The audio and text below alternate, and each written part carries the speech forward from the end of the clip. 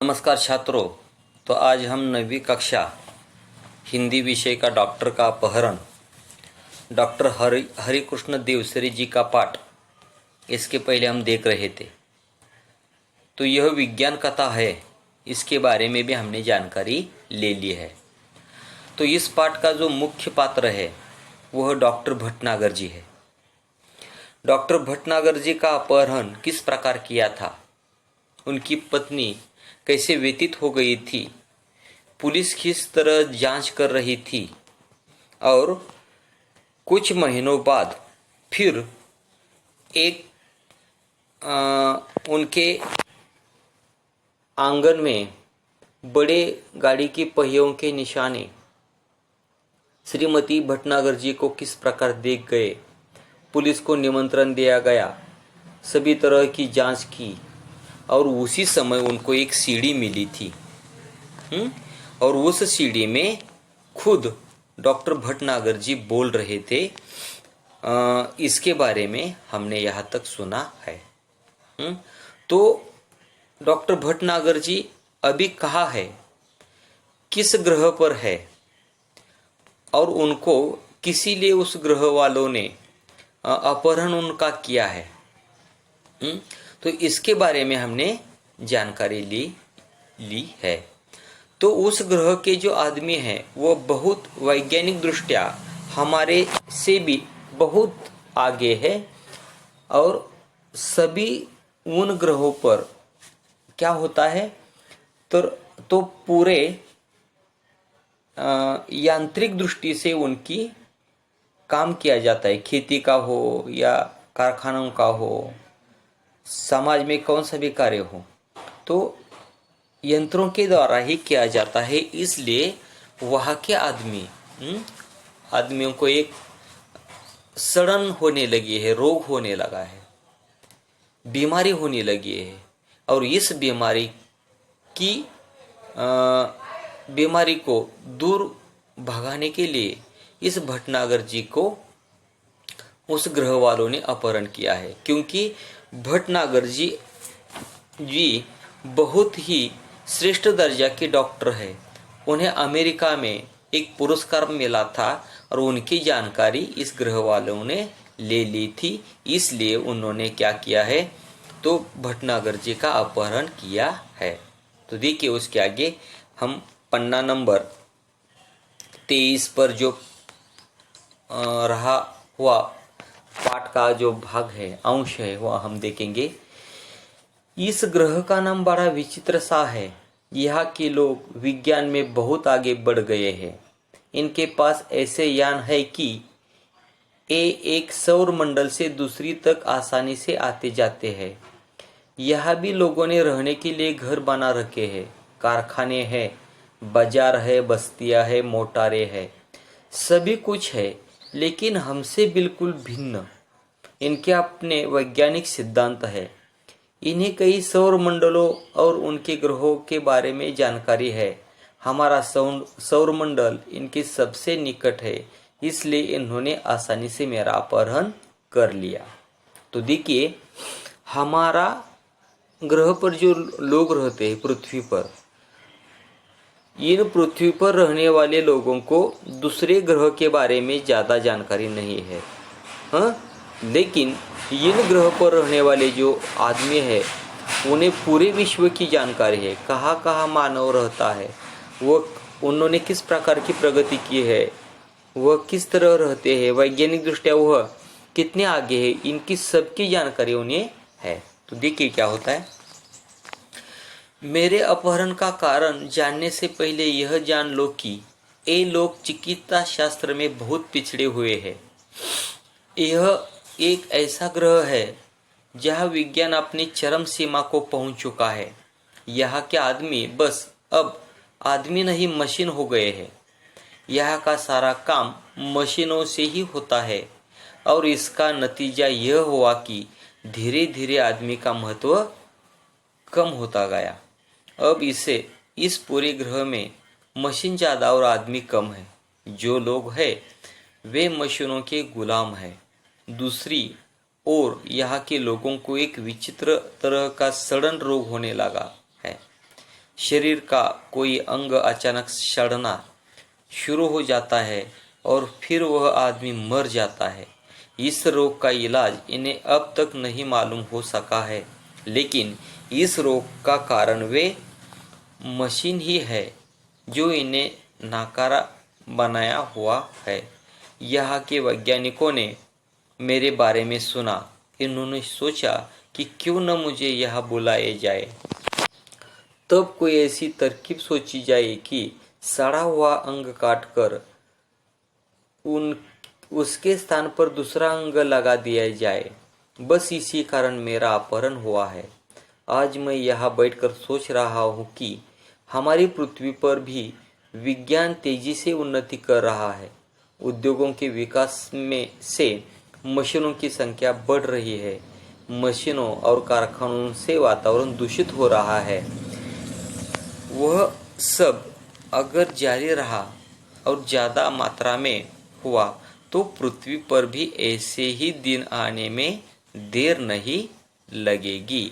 आज भी पृथ्वी पर कैंसर, दिल की बीमारियां, तनाव के कारण होने वाली बीमारियां, ब्लड शुगर आदि उस भविष्य का संकेत है। इस ग्रह के लोग इन सभी मुसीबतों से गुजर चुके हैं, लेकिन इन पर ध्यान नहीं दिया। अब स्थिति यह है कि अगर तुरंत कोई उपाय न किया गया तो शायद यहाँ के इंसानों का नामो निशान मिट जाएगा। बस यहाँ होगी ऊंची इमारतें, बड़े बड़े कारखाने, चिमनियाँ और दैत्यकार मशीनें। तो देखिए, डॉक्टर भटनागर जी उस सीढ़ी से बोल रहे हैं कि मेरा अपहरण क्यों किया है।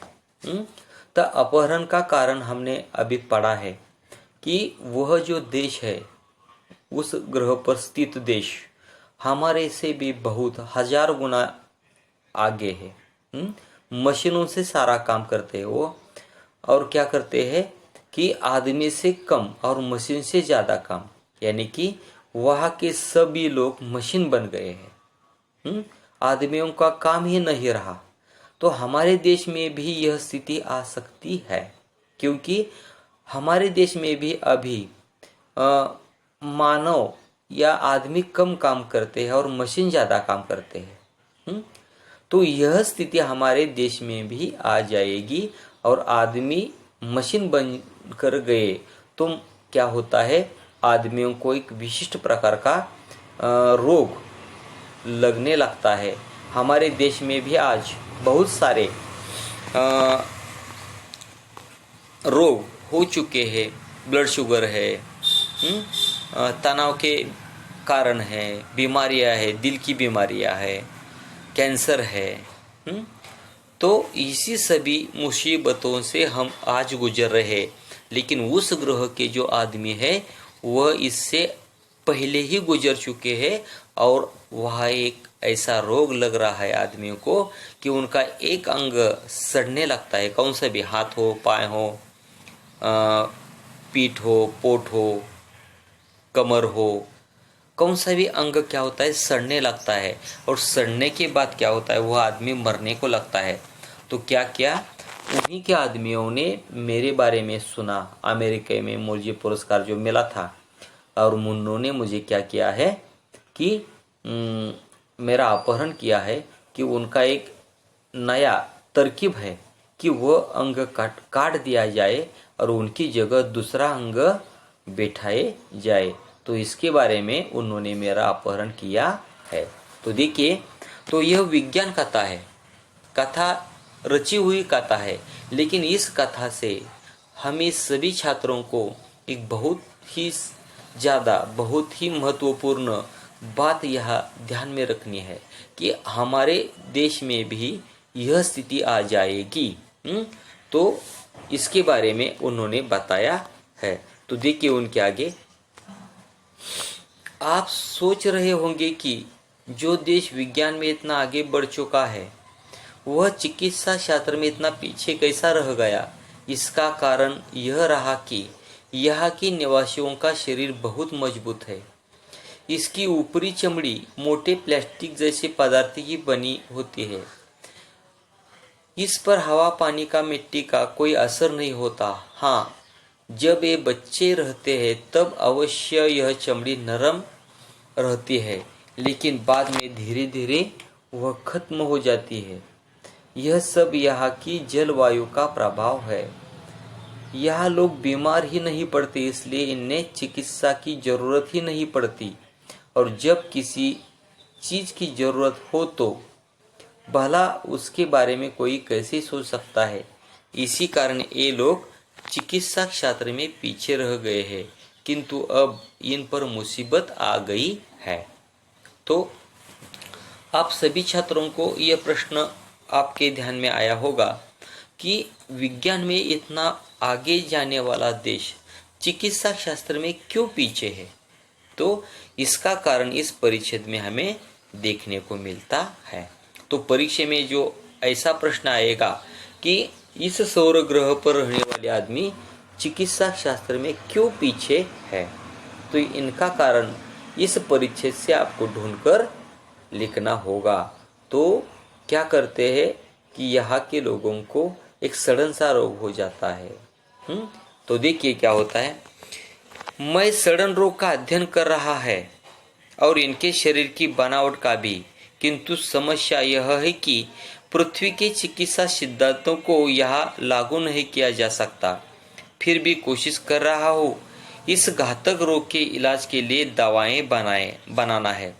अंग प्रत्यारोपण के लिए दवाएं तथा आवश्यक साज सामान बनवाना है। ये काम अकेले मेरे लिए कर पाना संभव नहीं है।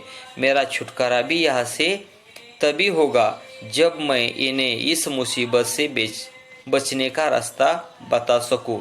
इसलिए अब ये लोग योजना बना रहे हैं कि मेरी सहायता के लिए पृथ्वी से कुछ और वैज्ञानिकों और डॉक्टरों को लाया जाए। मैं उसकी बात से सहमत हूँ। मैं तो चाहता हूँ कि ये लोग स्वयं ही सारी बातें सीख ले और अपना इलाज अपने आप करे, किंतु इसके लिए ये अभी तैयार नहीं है। यही कारण है कि अब यह बात गुप्त रखी जा रही है कि पृथ्वी से कब और कितने डॉक्टरों को वैज्ञानिकों का अपहरण करके इन्हें यहाँ लाया जाएगा। तो देखिए ये भटनागर जी भी क्या करते हैं कि मैं यहाँ आकर समाधानी हूँ ऐसे बोलते हैं, क्योंकि मुझे एक अलग ग्रह की जानकारी मिली। उस ग्रह पर रहने वाले आदमियों का विज्ञान मुझे देखना मिला। तो मैं भी क्या कर रहा हूँ कि इस सड़न के रोग का इलाज करने के लिए औषधियाँ, अंग प्रत्यारोपण की दवाइयाँ मैं तैयार कर रहा हूँ, सामान बनवा रहा हूँ, लेकिन मैं यह नहीं अकेले कर सकता। तो क्या है कि मुझे और वैज्ञानिकों और डॉक्टरों की सहायता चाहिए। तो इस ग्रह के आदमियों ने क्या किया कि पृथ्वी से और कोई ऐसे वैज्ञानिक डॉक्टरों का वह अपहरण करने का प्रयास कर रहे हैं। तो टीम तैयार करनी है उनको। तो यह बात हमें यह डॉक्टर भटनागर जी ने बताई है। आगे देखिए, जो भी हो, अगर मैं सही सलामत वापस पृथ्वी पर आना चाहूँ तो इनकी इच्छा के अनुसार ही आ सकता हूँ, इसलिए इनसे विरोध मोल लेना ठीक न होगा। फिलहाल यह कहना कठिन है कि मैं कब आ सकूँगा। आप लोग घबराए नहीं, मुझे यहाँ कोई कष्ट नहीं है। बस मेरे आने तक का यही समझे कि मैं इस समय विदेश यात्रा पर हूँ। डॉक्टर भटनागर के इस रिकॉर्ड के संदेश को सुनकर सभी चकित थे। कितना बड़ा रहस्योद्घाटन भी हुआ था, आज के लिए और भविष्य के लिए भी। तो देखिए, तो इस कहानी के माध्यम से हमें डॉक्टर भटनागर जी ने एक विज्ञान कथा के माध्यम से हमें हमारे पृथ्वीवासियों को एक संदेश दिया है कि विज्ञान के आधार पर हमने जो प्रगतियां की हैं, विज्ञान से हम जो आगे बढ़े हैं, तो इससे हमें धोखा भी हो सकता है। तो इसलिए हमें डॉक्टर हरिकृष्ण देवसरे जी का संदेश है कि आप क्या करें, तो हमारे पुराने जो काम थे, शारीरिक कष्ट थे, वह भी हमें करने चाहिए और पृथ्वी का जो तापमान है, वातावरण है, सृष्टि है, पानी है, हवा है, वह प्रदूषित न करे और हमारा रहना, हमारे आदमियों की जो जान है वो ठीक रहे। यह संदेश इस पाठ के माध्यम से लेखक ने हमें देने का प्रयास किया है। बहुत ही आधुनिक, वैज्ञानिक और मन को सुन्न करने वाली यह जो कहानी हमने देखी है, इस कहानी को आप एक बार फिर पढ़ें, उनमें से पूरे विराम चिन्हों की जानकारी ले, कठिनार्थ के शब्द ढूंढकर लिख लीजिए और भावार्थ भी समझ सकिए। तो यही हम रुकेंगे। फिर उस पाठ के जो स्वाध्याय है, वो स्वाध्याय के जो उजळणी है, स्वाध्याय उजळणी, फिर आगे के तास को हम लेंगे। तभी तक यह हम रोकते हैं। धन्यवाद।